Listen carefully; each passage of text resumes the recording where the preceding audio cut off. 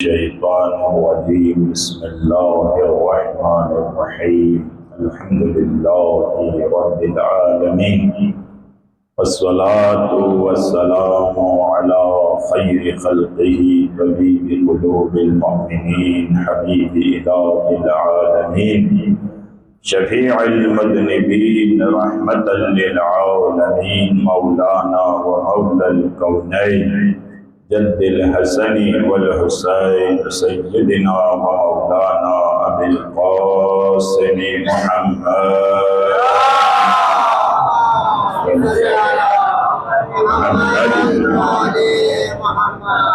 وعلى آله الطيبين الطاهرين المعصومين المنتجبين المظلومين ولعنة الله على أعدائهم أجمعين من الآن إلى قيام يوم الدين أما بعد فقد قال الله تبارك وتعالى في كتابه المجيد وفرقانه الحميد بسم الله الرحمن الرحيم إن الدين عند الله الإسلام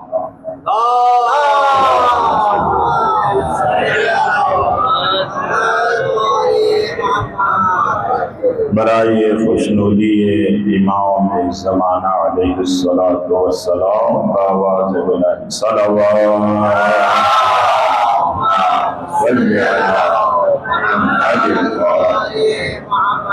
برائے خوشنودی جناب سیدہ سلام اللہ علیہ بلندر صلوات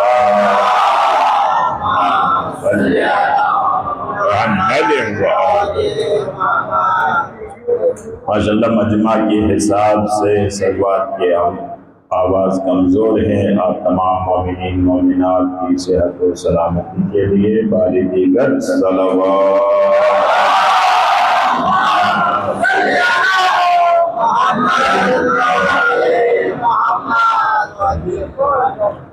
عزیزان محترم، حقیقی دینداری یہ ہے کہ انسان دنیا کو بھی ساتھ لے کر چلیں اور آخرت کو بھی ساتھ لے کر چلیں.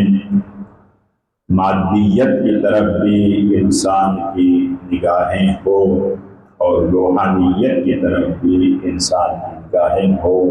جدید سائنس اور ٹیکنالوجی میں بھی انسان ترقی کریں اور عبادت و ریاضت و اخلاق میں بھی انسان ترقی کرے. ایک معروف و مشہور حدیث ہے جو کہ آج کل مغربی دنیا میں اظہار بھائی خاص طور پر جو کہ آپ پڑھے لکھے شخصیت ہیں، مغربی دنیا میں امام ہفتم یعنی حضرت امام موسیٰ کاظم علیہ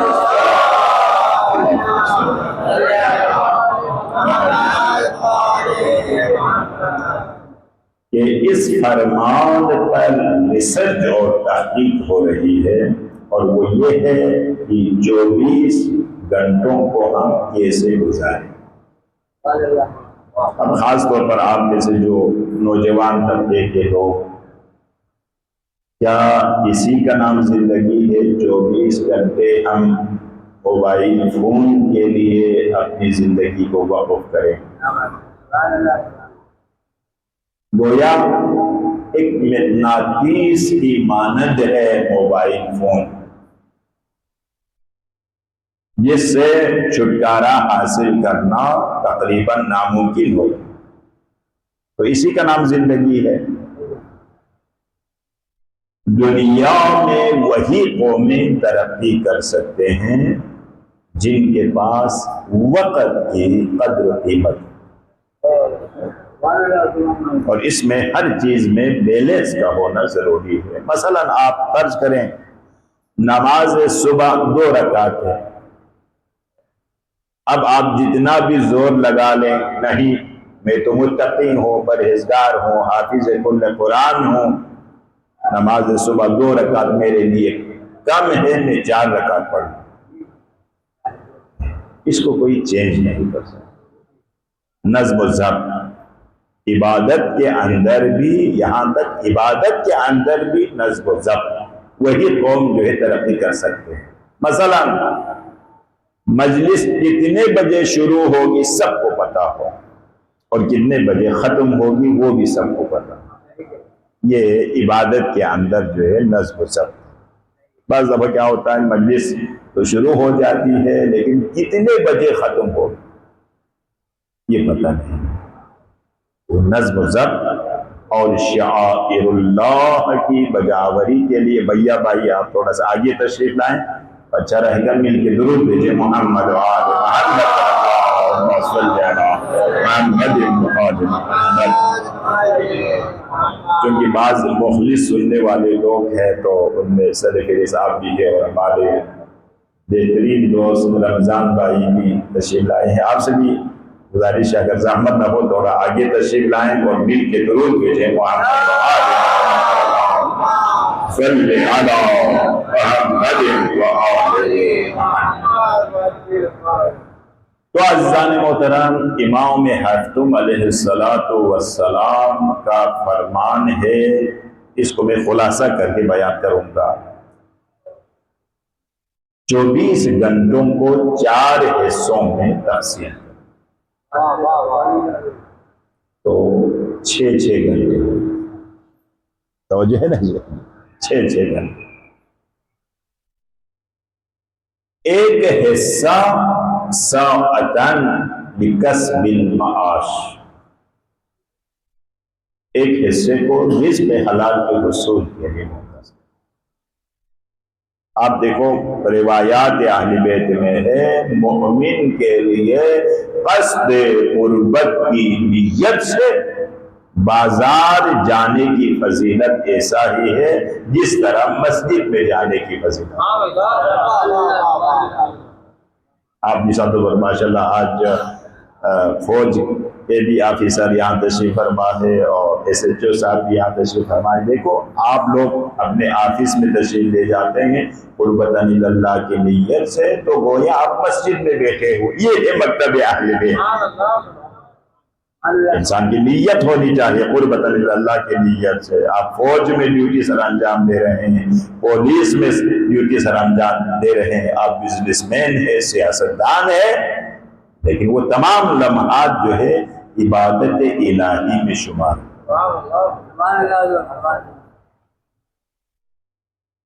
دوسرے نمبر پر یہ ہے کہ 24 گھنٹوں میں سے ایک حصہ غیر حرام لذتوں کے لیے مختص کر، حرام بھی نہیں ہے اور اس میں لذت بھی ہے۔ مثلا سیر و سیاحت، قدرتی مناظر کو آپ مشاہدہ کرتے ہیں کہ سبحان اللہ، یہ بھی ایک عظیم عبادت۔ تو اس لیے عزیزان محترم بیوی بچوں کے لیے وقت نکالنا، جو کہ آج کل ایک مشکل کام ہے، یہ بہت ضروری ہے۔ حتی الامکان یہ کوشش کریں روزگار اپنے ہی ملک میں ہو، پیسہ ہی سب کچھ نہیں ہوتا۔ بیوی بچوں کے ساتھ زندگی گزارنا، اب مثال کے طور پر بہت سارے لوگ جو ہے دیار غیر میں چلے جاتے ہیں، بچے جوان ہو جاتے ہیں، بچے باپ سے جو ہے نامانوس ہے اور پھر وہ گستاخ ہو جاتے ہیں۔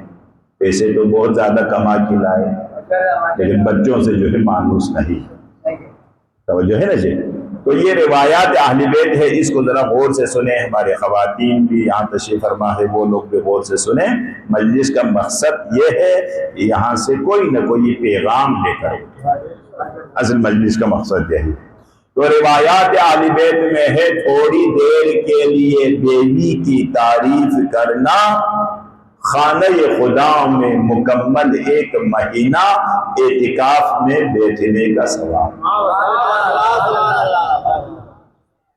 اب اس میں تو بخل نہ کریں نا، بیوی کی تعریف کریں، کھانے کی تعریف کریں، لباس کی تعریف کریں، زیورات کی تعریف کریں، اس میں بخل نہ کریں، اور وہ بھی خانہ خدا میں اعتکاف میں بیٹھنے کا ثواب۔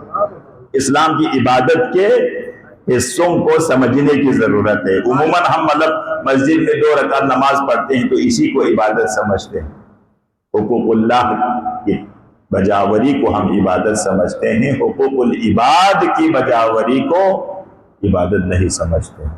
اور خانہ کعبہ میں 1 مہینہ اعتکاف میں بیٹھنے کا ثواب مولانا بابا آپ کی خدمت میں، اور وہ بھی دن کو روزے کی حالت میں، رات کو شب بیداری کی۔ اور اسی طریقے سے اگر ہماری مائیں، بہنیں اور بیٹیاں سن رہی ہیں تو وہ غور سے سنیں، اگر بیوی خندہ پیشانی کے ساتھ شوہر کے سامنے پانی کا ایک گلاس رکھ دے تو اسے مکمل 1 سال اللہ کی عبادت و بندگی کرنے کا ثواب۔ ان رموزات بندگی کو سیکھنے کی ضرورت ہے۔ تو عزیزان محترم، روایات اہل بیت میں ہے، میں اس کو ضرور کوٹ کرتا ہوں کہ 3 طبقے کے لوگ جو ہے وہ چور ہیں۔ ان میں سے پہلے نمبر پر زکوٰۃ سے انکار کرنے والے لوگ، کیونکہ قرآن مجید میں آپ دیکھتے ہیں نا، اقیم الصلاۃ ہے تو اس کے فوراً بعد وہ آتی زکوٰۃ۔ اقیم الصلاۃ کا تعلق حقوق اللہ میں سے ہے، وآتوا الزکوٰۃ کا تعلق حقوق العباد میں سے ہے۔ تو اگر 2 رکعت نماز پڑھنا یہ آسان ہے، لیکن 5 روپے جیب سے نکالنا یہ انسان کے مشکل ہے۔ اصل دینداری پیسے کی قربانی ہے۔ تو روایات اہل بیت میں ہے کہ اگر کوئی زکوٰۃ کا منکر ہے خدا نخواستہ، یا خمس کا منکر ہے، تو پھر وہ ایک قسم کا چور۔ دوسرے نمبر پر، اب یہ غور سے سنیں، بہت ہی عام مسائل ہے کہ وہ لوگ بھی چور ہیں جو کسی سے قرضہ لیتا ہے لیکن واپس کرنے کا کوئی نیت نہیں رکھتا۔ قرضہ لے کر جو ہے کاروبار کرنے میں مشغول ہے لیکن واپس کرنے کا کوئی ارادہ ہی نہیں ہے، یہ بھی ایک قسم کا چور۔ اور تیسرے نمبر پر وہ لوگ بھی چور ہیں جو بیوی کے حق مہر کو ادا کرنے کا ارادہ نہیں رکھتا۔ یہ حقوق اللہ میں سے ہے، واجبات میں سے ہے۔ اب مثال کے طور پر عموماً نکاح حرام میں مثلا 100 میں سے مثال کے طور پر 1-2 لوگ جو اسی محفل میں جو ہے ادا کرتے ہیں۔ اب علاقے کا نکاح رجسٹرار بھی ہے ماشاءاللہ، مولانا نثار حسین فردوسی صاحب، ان کو زیادہ معلومات ہے، تو 100 میں سے 1-2 لوگ آغا صاحب تائید کریں گے، اسی محفل میں جو ہے حق مہر کو ادا کریں، ورنہ جو ہے عند طلب۔ اس کا مطلب کیا ہے؟ بعض لوگوں سے ہم یہ پوچھتے ہیں کہ آپ کب ادا کرو گے، عند طلب سے مراد کیا ہے؟ تو خدا وہ دین نہ دکھائے، یعنی اس کا مطلب یہ ہے کہ اگر مثال طلاق دے دیں تو حق مہر کو ادا کرنا ہے، ورنہ دینے کا کوئی ارادہ نہیں۔ دیکھو مثال تو مجلس یہی ہے، اگر آپ نے صرف مولا کی اس فرمان پر عمل کرتے ہوئے بیوی کے حق مہر کو ادا کر دیا تو حق مجلس ادا ہوگا۔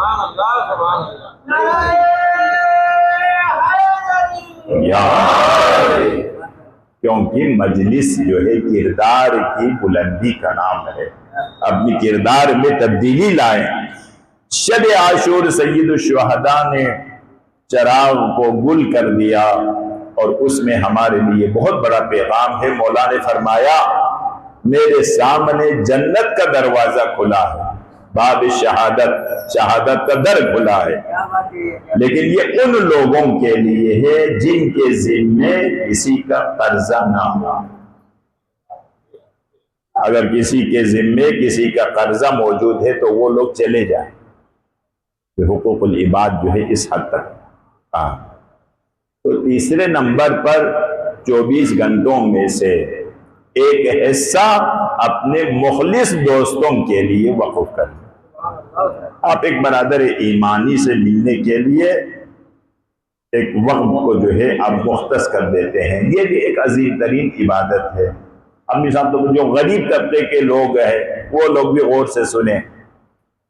مثلا آپ جو ہے کربلا نہیں جا سکتے ہیں، کاظمین نہیں جا سکتے ہیں، مشہد نہیں جا سکتے ہیں، اور آپ ایک بندہ مومن کی زیارت کے لیے جو آپ کی سوسائٹی میں ہے، ایک بندہ مومن ہے، اس کی زیارت کے لیے جاتے ہیں تو آپ کو معصومین کی زیارت کا ثواب ملتا ہے. مومن کا اتنا احترام، مومن کی عزت و آبرو خانہ کعبہ سے بھی زیادہ ہے. تو لہذا کہا گیا ہے کہ دوست 3 قسم کے ہوتے ہیں. ایک غذا کی مانند ہے اور وہ دانا دوست، عقل مند دوست. دوسرے نمبر پر بیماری کی طرح ہوتے ہیں، جس طرح مثال پر کرونا ایک وبا جو پھیل گئی، سب پوری دنیا میں پھیل گئی، تو ایک وبا کی طرح ہوتے ہیں، وہ ہے نادان دوست. اور تیسرے نمبر پر وہ دوست جو دوائی کی طرح ہوتے ہیں، آپ کا علاج جو ہے اس دوست کے پاس موجود ہے. مثال پر کسی کے وجود میں خدا نخواستہ تکبر ہے، غرور ہے، حسد ہے، ریاکاری ہے، تو آپ ایک ایسے عالم دین سے دوستی رکھیں اور اپنی پریشانیوں کو اس سے شیئر کریں تاکہ یہ روحانی امراض جو ہے ہم سے دور ہو سکیں. درود بھیجے محمد صلی علی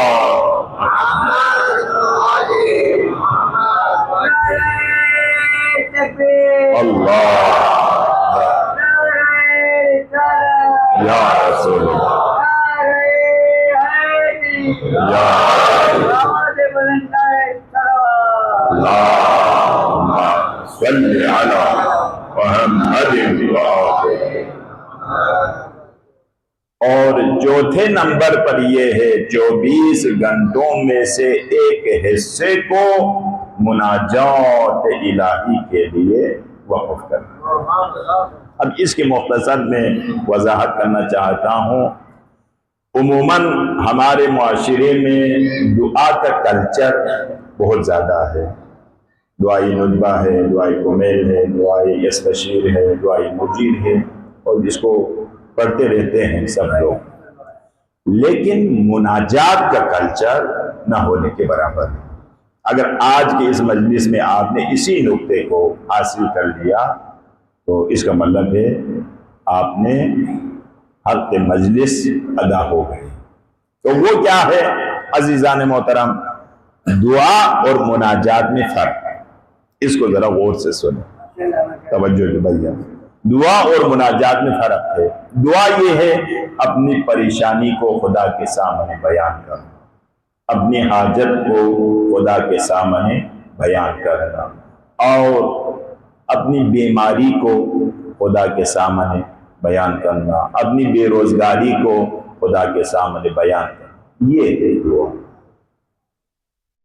مناجات کیا چیز ہے؟ مناجات میں یہ چیزیں نہیں، بلکہ وہ کبھی خدا کی کمال کی طرف دیکھتا ہے، کبھی خدا کی جلال کی طرف دیکھتا ہے، اور کبھی خدا کی جمال کی طرف دیکھتا ہے.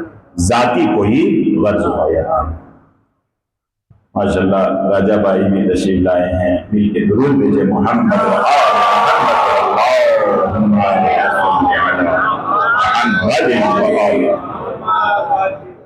تو اس کا نام جو ہے مناجات ہے. دوسری بات یہ ہے دعا وہ ہے اظہار بھائی جو بلند آواز سے پکارتے ہیں، اس کا نام دعا ہے.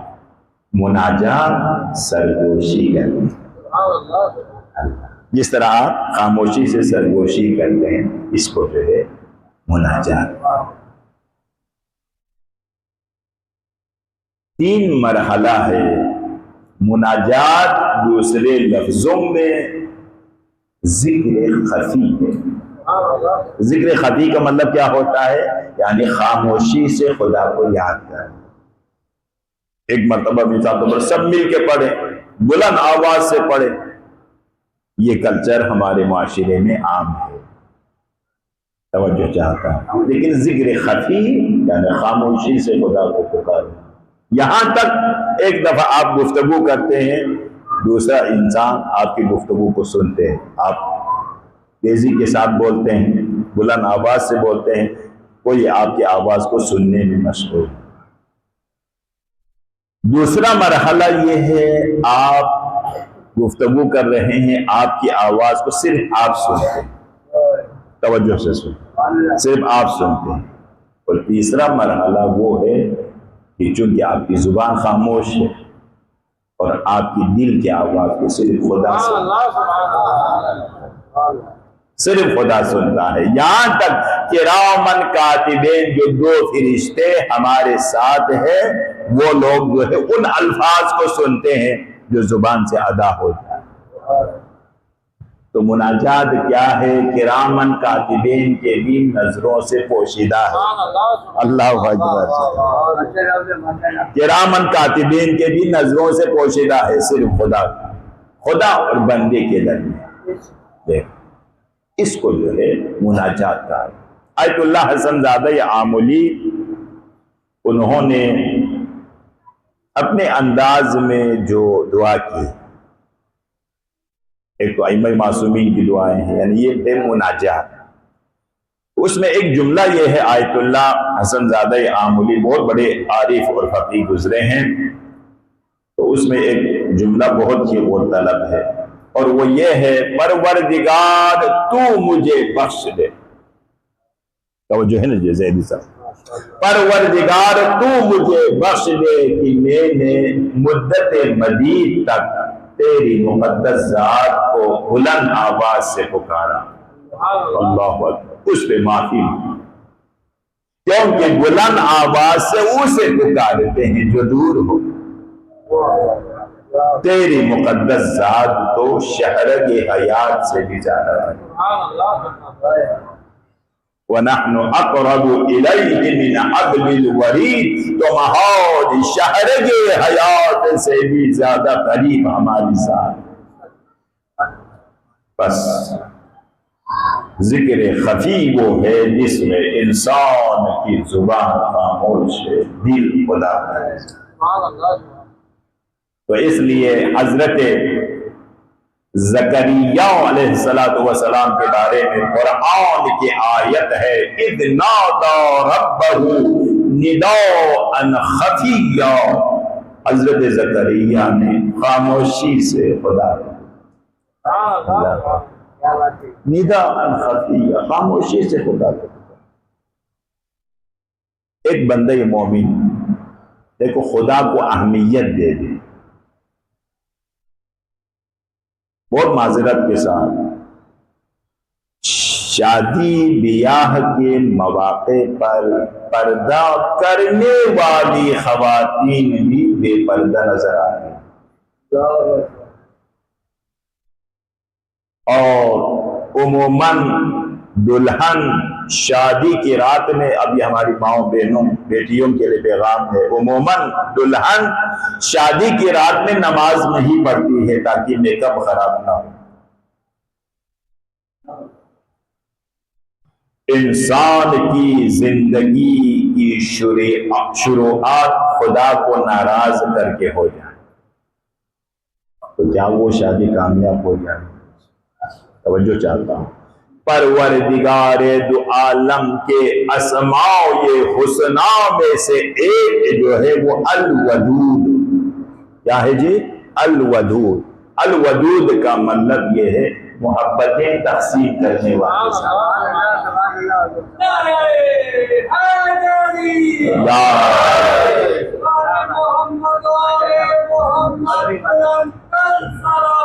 اللہم صلی علی محمد وآلہ.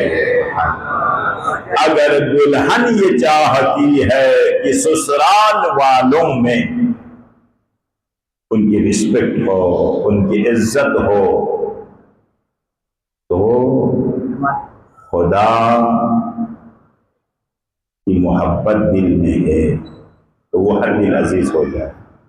بہت زیادہ جہیز لے جانے کی بھی ضرورت نہیں ہے. اگر آپ کا کنٹیکٹ جو ہے خدا کے ساتھ. تو عزیزان محترم، بہت ساری مناجات ہے.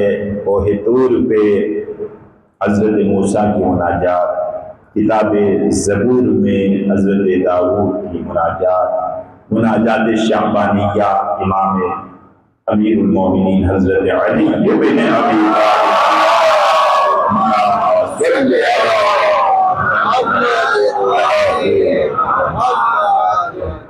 اور یہ تمام ائمہ مناجات شعبانیہ کو پڑھتے تھے.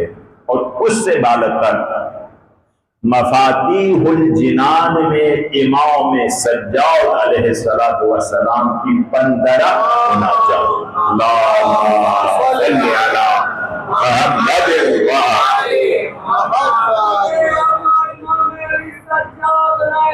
اللہم صلی علی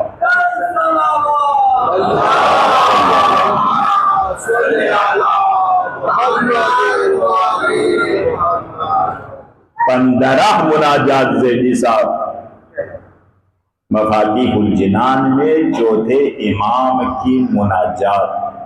اور انہی مناجات میں صرف ایک جملہ بطور تبرک کے آپ لوگوں کی خدمت میں عرض کرتا ہوں، وہ یہ ہے کہ مولا درگاہ الہی میں سرگوشی کرتے ہوئے خدا کی بارگاہ میں عرض کرتا ہے، اللہم آنسنی بذکرک الخفی، پروردگارا مجھے اس لذت سے مانوس کر جو خاموشی کے ساتھ تیری مقدس ذات کو پکارا.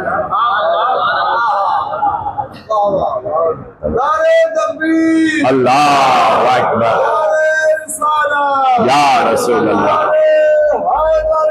یا اللہم صلی علی محمد وآلہ. بس سید الشہداء کا حقیقی عزادار وہ ہے جو لوگوں کو خدا کی طرف متوجہ ہے. سید الشہداء کے اصل مقصد کیا ہے؟ خدا کی طرف لوگوں کو متوجہ کرانا. کیونکہ عبد و معبود کے درمیان وہ سلسلہ ٹوٹ رہا تھا، اس لیے سید الشہداء کو اتنی ساری قربانیاں دینی پڑی. اس لیے یہ شعر جو آپ سب کو یاد ہے آیت اللہ عقیل الغنوی صاحب کا ہے، نہ مدرسے نہ مساجد نہ فلسفہ نہ کلام، نہ مدرسے نہ مساجد نہ فلسفہ نہ کلام، ثبوت حق کے لیے بس حسین کافی. تو عزیزان محترم، شب عاشور کی ایک خاص خصوصیت، چونکہ بعض دفعہ اصحاب قال ہوتے ہیں، اصحاب حال نہیں ہوتے. بعض دفعہ اصحاب حال ہوتے ہیں، اصحاب قال نہیں ہوتے. غور سے سنیں، بعض دفعہ ذکر جلی کرنے والے مشغول ہوتے ہیں، ذکر خفی کرنے والے نہیں ہوتے ہیں. بعض دفعہ ذکر خفی کرنے والے ہوتے ہیں لیکن ذکر جلی کرنے والے نہیں ہوتے ہیں. لیکن شب عاشور اس شب کا نام ہے ذکر خفی اور ذکر جلی کے حسین امتزاج کا نام شب عاشور. کیونکہ سید الشہداء کے کچھ اصحاب دعا پڑھنے میں مشغول تھے اور کچھ لوگ خاموشی سے خدا کو یاد کر رہے ہیں. کیا حسین منظر ہے! روحانیت اور معنویت کے معراج کا نام شب عاشور.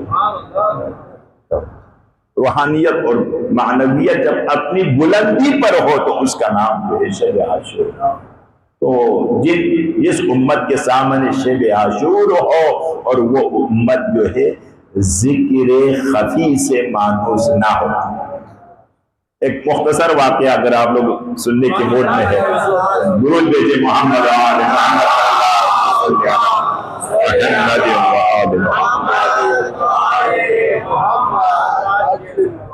ہر بندہ مومن صرف آپ نمازی بنے یہ کمال نہیں ہے. ممکن ہے مثال طور پر آپ کے گھر میں نوکر چاکر بھی ہو، آپ میں بڑے بڑے آفیسران لوگ یہاں تشریف فرما ہے،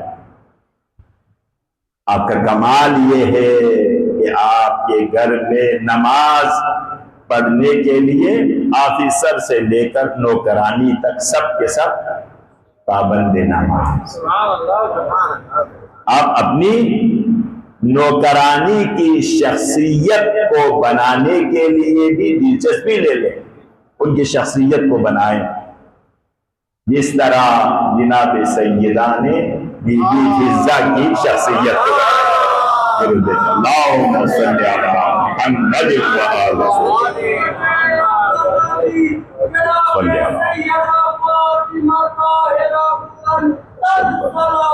اللہم صلی علی محمد وآل. جناب سیدہ سلام اللہ علیہ نے اس طریقے سے بی بی حفصہ کی شخصیت کی تعمیر کی. مکمل 25 سال تک لوگوں کے سوالات کا جوابات آیات الہیہ سے دیا کرتے. اس لیے تاریخ میں متکلمہ بالقرآن، اگر یہ لفظ کسی جگہ پر آ جائے نام نہ ہو تو سمجھ لینا متکلمہ بالقرآن یعنی آیات الہیہ کے ذریعے سے گفتگو کرنے والی خاتون وہ جناب بی بی حفصہ سلام. عالم دیادھار نے اپنے حصے کی روٹیوں کو درگاہ الہی میں انفاق کی. وہ تو معصوم تھے، سب کے سب معصوم تھے، پنجتن پاک، لیکن جناب حفصہ غیر معصوم. بی بی حفصہ نے بھی اپنے حصے کی 3 روٹیوں کو خدا کی بارگاہ میں انفاق کیا. تو یہاں سے جانے کے بعد سورہ دہر کو کھول کر دیکھیں، 3 مرتبہ سورہ دہر میں حفصہ کا نام آیا. اللہ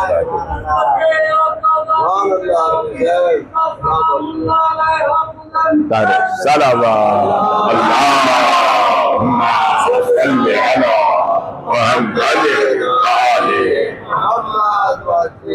اور واقعہ یہ کربلا کے اس عظیم معرکے میں بھی بی بی حفصہ کا کردار.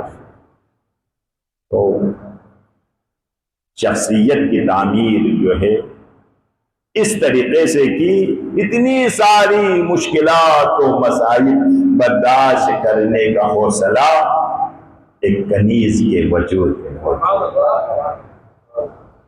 جناب ثانی زہرا، جناب ام کلثوم وہ ایک الگ شخصیت ہے، لیکن بی بی حفصہ ان کے وجود میں بھی یہ صلاحیت موجود ہے. یہ سب جناب سیدہ کی تربیت کا اثر ہے بس. اور یہی وہ جذبہ ہے جو کربلا کے ماؤں کے دلوں میں موجود ہے، اور انہی میں سے ایک مادر جناب قاسم حضرت حروہ سلام اللہ علیہ. روز عاشور ایک مرتبہ ام حروہ نے قاسم کو بلا کر کہنے لگی، نور نظر میں کیا دیکھتی ہوں کہ تم تو ابھی تک زندہ ہو. کیا جذبہ ہے خدا کی قسم. جناب شہزادہ قاسم نے ایک جملہ کہا، مادر گرامی میں ابھی میدان قتال میں جانے کے لیے آمادہ ہوں. تو جناب ام حروہ یہ کہتی ہے، بیٹا جلدی کرنا، کہیں ایسا نہ ہو علی اکبر کا لاشا آ جائے. چچا عباس کا لاشا آنے سے پہلے تم اپنے جان کو چچا حسین پر نثار کر دینا. بس عزادارو قاسم چچا حسین کی خدمت میں آ کر اذن جہاں طلب کیا. مولا حسین نے ایک جملہ ارشاد فرمایا، دیکھو قاسم تم تو میرے بھائی حسن کی نشانی ہو، تمہیں دیکھ کر مجھے اپنے بھائی کی یاد تازہ ہو جاتے ہیں، میں تمہیں اجازت نہیں دے سکتا. قاسم مغموم ہوئے، پریشان ہوئے، چچا تو کسی بھی طریقے سے مجھے اجازت نہیں دے رہے ہیں.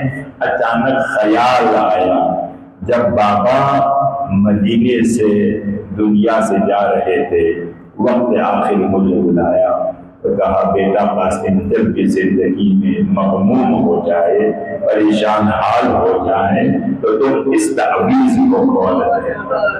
عزادارو جناب قاسم نے جب تعویذ کو کھولنا ہی تھا تو وہ تعویذ نہیں تھی، امام حسین کے نام امام حسن کا خط تھا اور اس میں یہ جملہ تحریر تھی، کاش اگر میں کربلا میں ہوتا تو میں اپنی جان کو آپ پر نثار کر دیتا، لیکن بھائی حسین جب کربلا کا میدان ہوگا میرا لال قاسم آپ کی خدمت میں آ جائے تو انہیں اذن جہاں ادا کرنا۔